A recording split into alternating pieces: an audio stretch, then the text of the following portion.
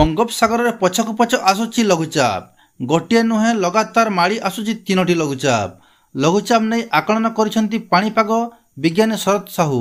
गोटे लघुचाप आज सृष्टि होईची जहाँकि एबे सक्रिय रही। 26 बेलू द्वितीय 29 बेलू तृतीय लघुचाप सृष्टि होबार संभावना रही। सक्रिय लघुचाप तमिलनाडु आंध्र प्रदेश मुहा हेबा संभावना रही। वर्तमान सृष्टि होइतिबा लघुचाप अधिक घनीभूत होई न पारे, तथापि दक्षिण ओडिशा रे अधिक वर्षा हेबार संभावना रही। 16 रु 27 तारिख बेलू जो लघुचाप सृष्टि हेबो अधिक घनीभूत हेबा संभावना रही।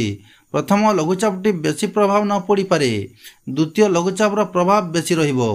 मात्र 3टी लघुचाप हेबा नै आईएमडी पक्षर स्पष्ट करा जाय नहीं। सेपटे संभाव्य बात्या और लघुचाप जनित वर्षा नहीं अलर्ट रे प्रशासन एने सूचना देइछंती राजस्व विपर्यय परिचालना मंत्री सुरेश पुजारी।